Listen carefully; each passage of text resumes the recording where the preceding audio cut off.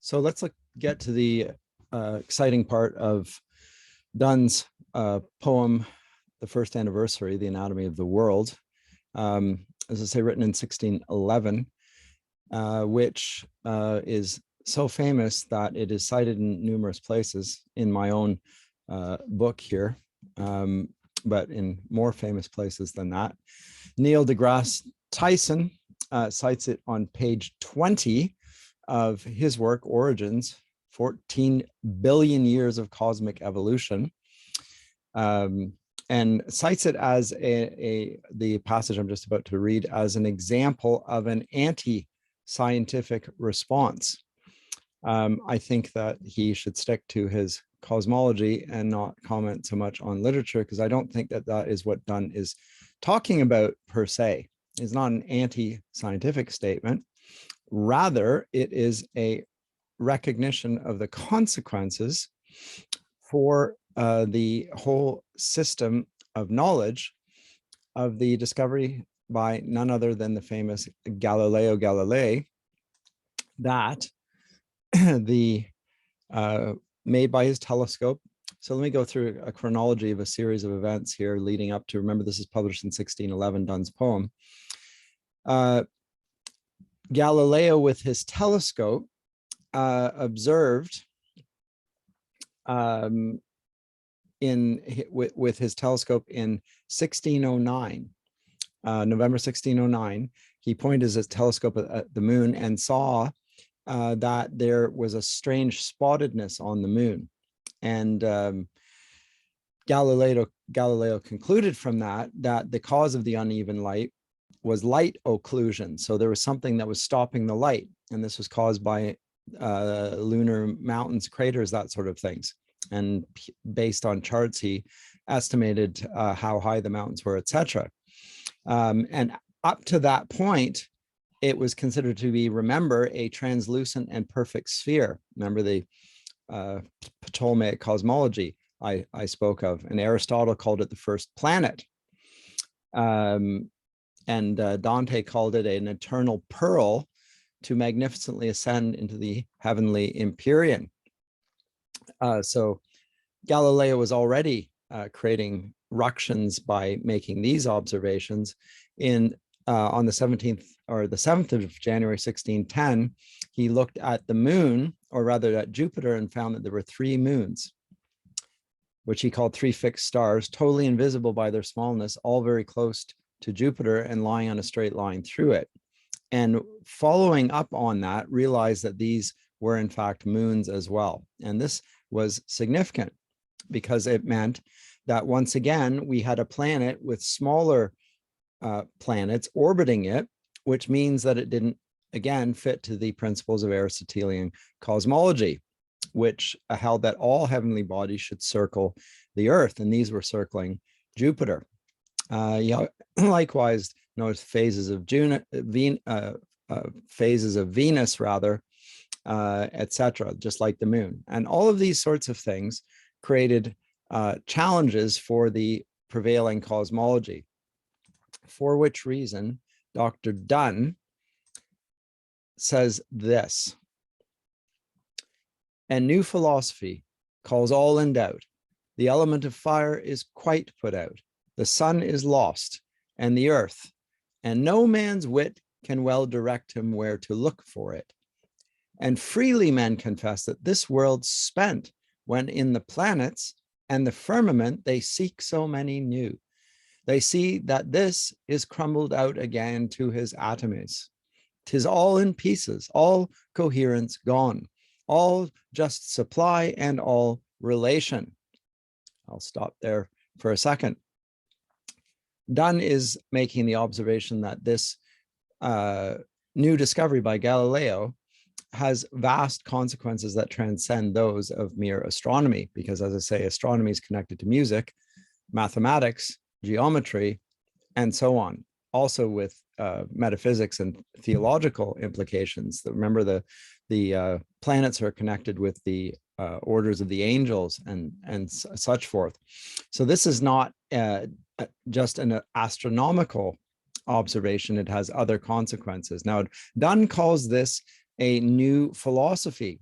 We could think thereby that he was referring to Rene Descartes in his Meditations on First Philosophy, but that work was not written for another 30 years. It was published in 1641. But note that Descartes came to the exact same sort of conclusion as Dr. Donne. He said this: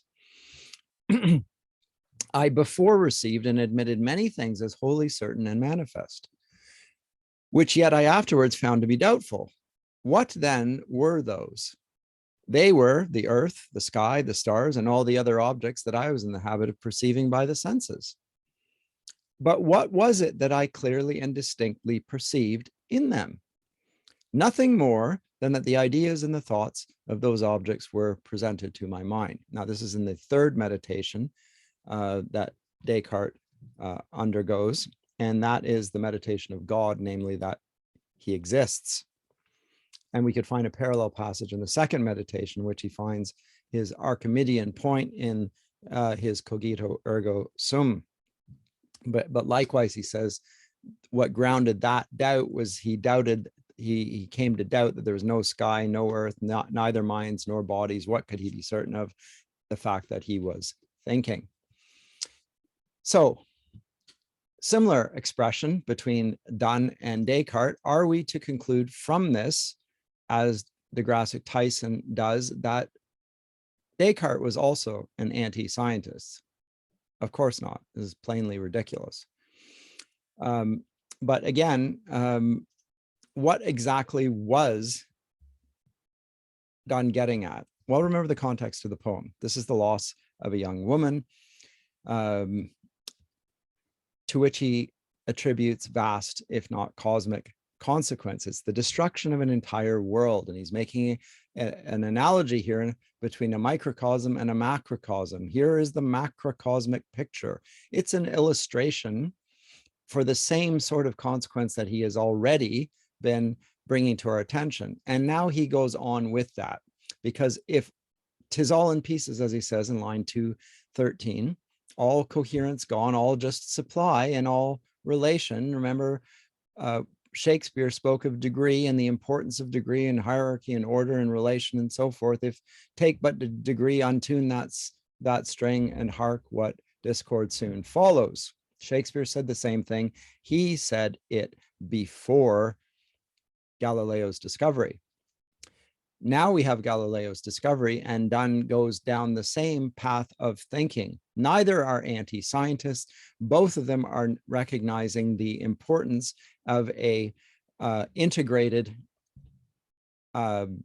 epistemology and integrated cosmology, and other implications will follow on from that. But he goes on with this. What else will go with all relations? Well, prince, subject, father, son are things forgot. For every man alone thinks he hath got to be a phoenix, and that then can be none of that kind of which he is, but he. This is the world's condition now. Now being what? After Galileo? Yes, but no, after the loss of this young woman. And now she that should all parts to reunion bow, she that had all magnetic force alone to draw and fasten sundered parts in one, she whom wise nature had invented then, when she observed that every sort of men did in their voyage in this world sea stray, and needed a new compass for their way, she that was best and first original of all fair copies, and the general steward to fate, she whose rich eyes and breast gilt the West Indies and perfumed the East, whose having breathed in this world did bestow spice on those isles and bade them still smell so. And that rich Indie, which doth gold inter, is but as single money coined from her. She to whom this world must itself refer as suburbs or the microcosm of her. She is dead. She's dead. When thou knowest this, thou knowest how lame a cripple this world is, and learnst thus much by our anatomy, that this world's general sickness doth not lie in any humor or one certain part, but as thou sawest it, rotten at the heart. Thou seest a hectic fever hath got hold of the whole substance, not to be controlled, and that thou hast but one way, not to admit the world's infection, to be none of it. For the world's subtlest, immaterial parts feel this consuming wound and age's darts. For the world's beauty is decayed or gone. Beauty, that's color and proportion. We think the heavens enjoy their spherical, their round proportion, embracing all, but yet their various and perplexed course, observed in diverse ages, doth enforce men to find out so many eccentric parts, such diverse downright lines, such overthwarts, as disproportion that pure form. It tears the firmament in 48 shares, and in these constellations then arise new stars, and old do vanish from our eyes, as though heaven suffered earthquakes, peace or war, when new towers rise and old demolished are. They have impaled within a zodiac the free-born sun, and keep 12 signs awake to watch his steps. The goat and crab control and fright him back. Who else to either pole did not these tropics fetter him might run?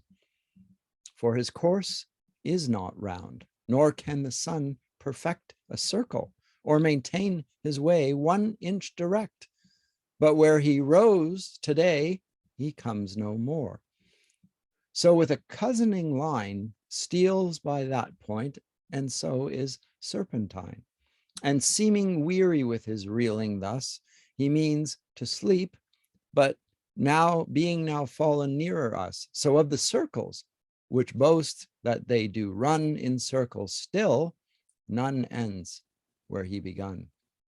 All their proportions lame, it sinks, it swells, for of meridians and parallels man hath weaved out a net, and this net thrown upon the heavens, and now they are his own. Loath to go up the hill, or labor thus to go to heaven, we make heaven come to us. We spur, we rein the stars, and in their race they're diversely content to obey our pace. So let me just stop there very briefly. Note how Donne concludes, or what Donne concludes from the new cosmology, which he calls the new philosophy, because of course, philosophy, cosmology, astronomy, etc. are linked. Now we're going to associate Descartes with philosophy and with modern philosophy. That is where modern philosophy is commonly held to begin, with Rene Descartes. Others find other figures, but I think in general that Descartes is a good candidate for announcing the beginning of modern philosophy. But note that there is a remarkable similarity between what Donne observes here and the consequences thereof, and what Descartes does. Perhaps we ought to call John Donne the first philosopher for observing the consequences of the change in the cosmology, because again, he goes also to the fixed point of the cogito, the fact that cogito ergo sum, that he exists. And unlike Mr. Descartes, who thinks that he can build a new philosophy on that fixed point of which he is, Mr. Donne realizes that there are enormous losses that come with the new cosmology. And that, namely, that we are but phoenixes, everyone being autonomous, autonomy being the postulate of the Enlightenment, something that is seized on as a matter, as a good thing. But relations, hierarchies have been therein destroyed. And Donne is quick to seize upon that. It's done with his fervent and fertile imagination, recognizes the significance of this in a way that Descartes does not. Descartes tries to solve the problem. Donne is still seeing through the problem here. So I don't regard this as anti-scientific. I regard it as simply profound thinking. But back to the poem.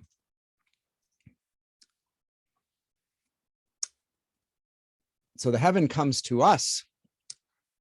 So there's going to be a theological consequence of this. Well, who else comes up with this sort of theological consequence? Well, none other than Baruch Spinoza. who thinks that God is in the cosmos, and thereby introduces pantheism into Western European thought.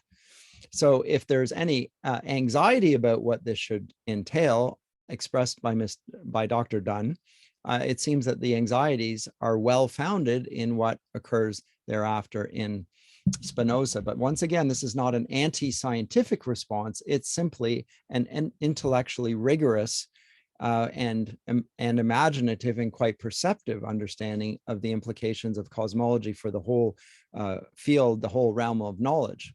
So let's not have the scientists of our day disparage the arts in the way that I have just cited deGrasse Tyson.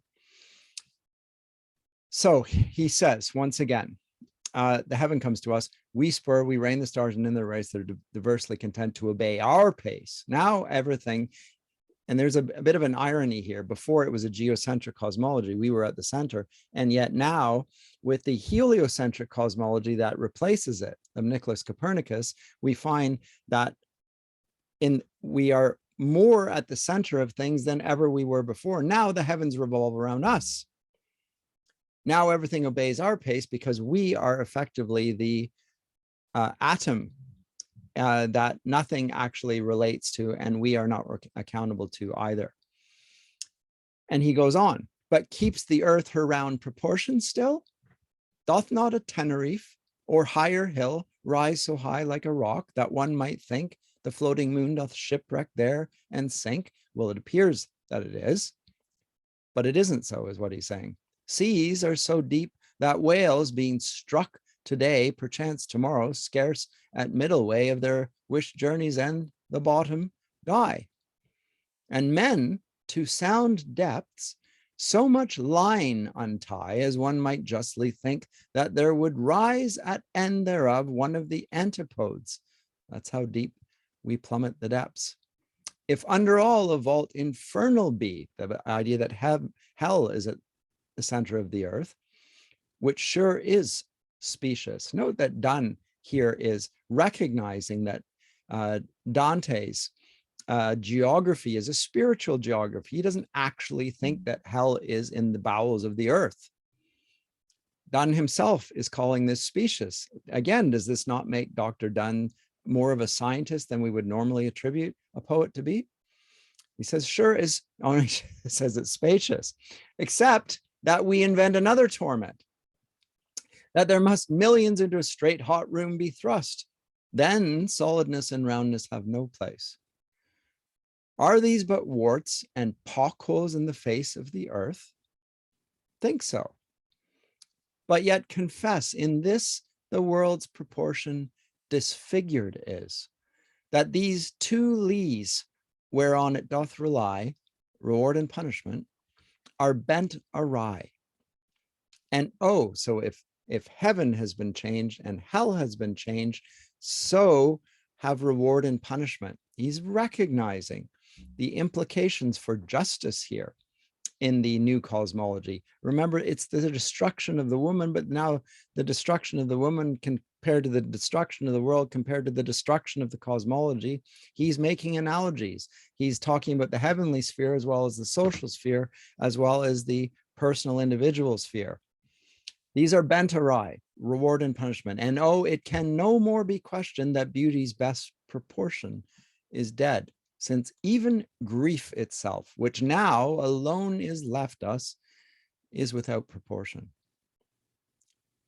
Back to his subject, she, 309, by whose lines proportion should be examined, measure of all symmetry, whom had that ancient seen, who thought souls made of harmony, he would at next have said that harmony was she, and thence infer that souls were but resultances from her, and did from her into our bodies go. And as to our eyes, the forms which objects flow, she, who if those great doctors truly said that the art to man's proportion was made, had been a type for that. Now he compares her to Noah's Ark, or the Ark of the Covenant. A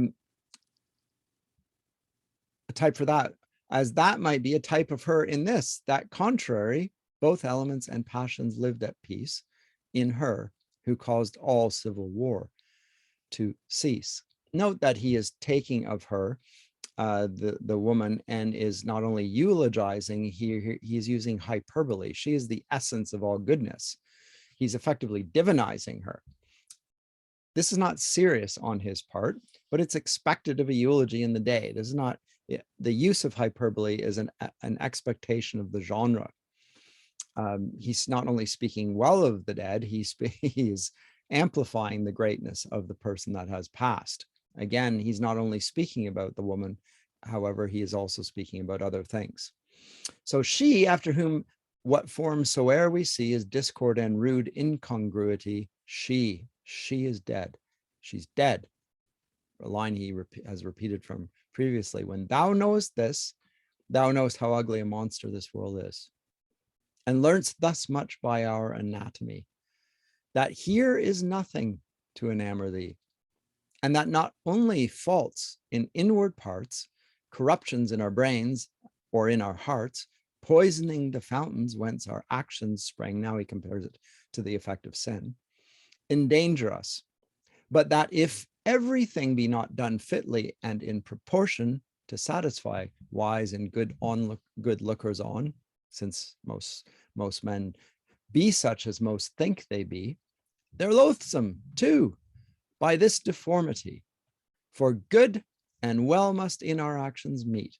Wicked is not much worse than indiscreet. But beauty's other second element, color and luster, now is as near spent, and had the world his just proportion, were it a ring still, yet the stone is gone. As a compassionate turquoise, which doth tell by looking pale the wearer is not well. As gold falls sick, being stung with mercury, all the world's parts of such complexion be. When nature was most busy the first week swaddling the newborn earth, God seemed to like that she should sport herself sometimes and play, to mingle in vari colors every day, and then, as though she could not make enough, himself his various rainbow did allow. Sight is the noblest sense of any one, yet sight hath only color to feed on, and color is decayed. Summer's robe grows dusky, and like an oft-dyed garment shows. Our blushing red, which used in cheeks to spread, is inward sunk, and only our souls are red. Perchance the world might have recovered if she whom we lament had not been dead.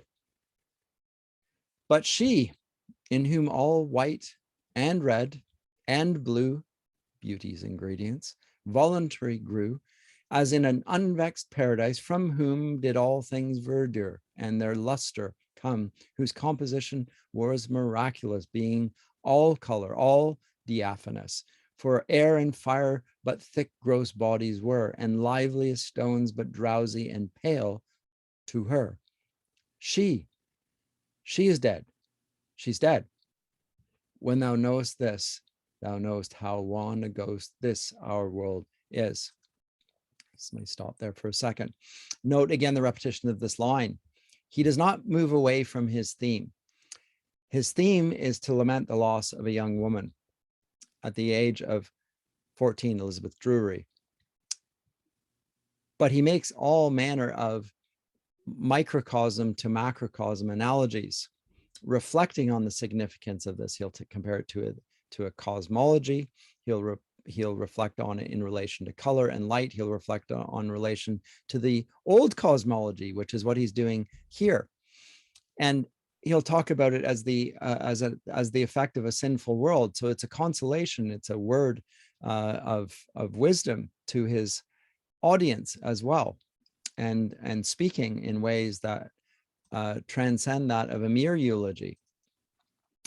But she says, so she's dead. And notice this, how our anatomy measures things. 'Tis now but wicked vanity to think to color vicious deeds with good pretense, or with bought colors to elude man's sense.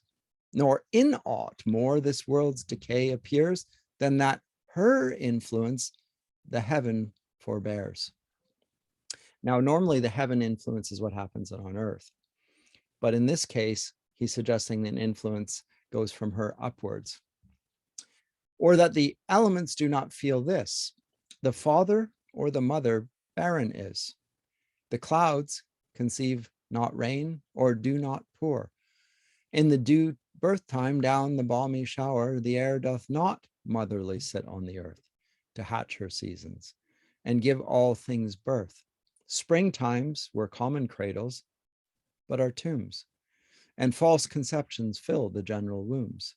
So now there is the, it's like a plague. Her death is perceived to have again, a cosmological effect. The whole world is infected by her death. The air shows such meteors as none can see, not only what they mean, but what they be.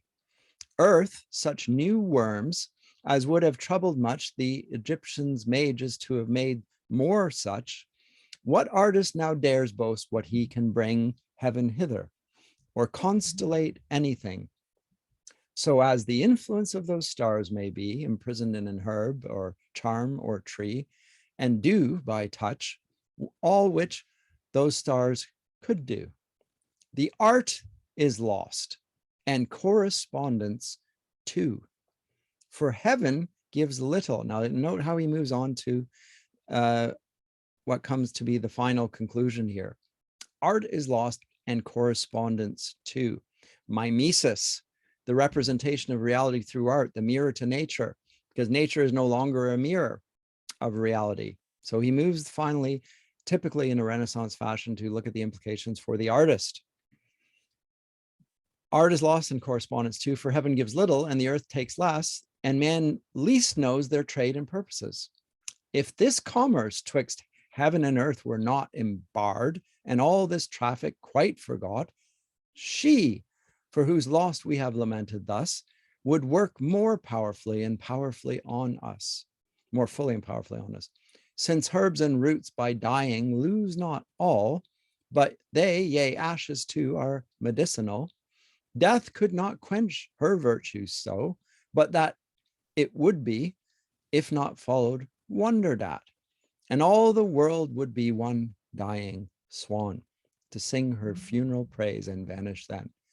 But as some serpent's poison hurteth not, except it be from the live serpent shot, so doth her virtue need her here to fit that unto us, she working more than it.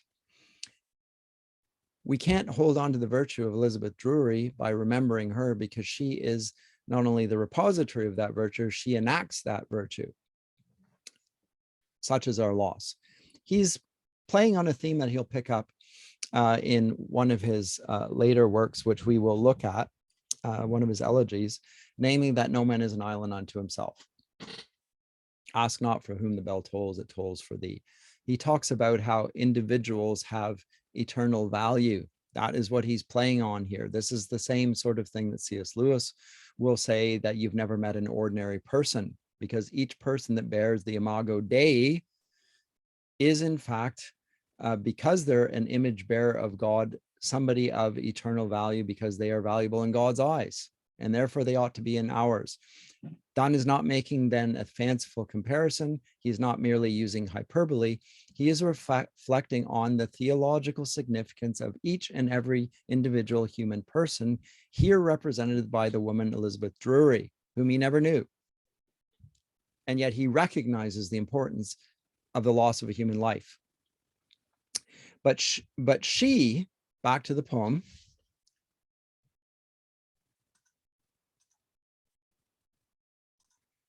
she from whose influence all impression came, but by deceivers' impotencies lame, I'll put this back up for you, who, though she could not transubstantiate all states to gold, she's not the philosopher's stone, beloved of the alchemists, yet gilded every state, inlaid it with gold, so that some princes have some temperance, some counselors, some purpose to advance the common profit, and some people have some stay, no more than kings should give to crave. Some women have some taciturnity. He's trying to be witty here. Some women are able to hold their tongues. Some nunneries, some grains of chastity. She that did thus much and much more could do, but that our age was iron and rusty too. She is dead. She's dead. When thou knowest this, thou knowest how dry a cinder this world is, and learnst thus much by our anatomy, that 'tis in vain to dew or mollify it with thy tears, or sweat, or blood. Nothing is worth our travail, grief, or perishing, but those rich joys which did possess her heart, of which she's now partaker and a part. But as in cutting up a man that's dead, the body will not last out, to have read on every part, and therefore men direct their speech to parts that are of most effect, so the world's carcass would not last if I were punctual in this anatomy, nor smells it well to hearers if one tell them their disease, who fain would think they're well.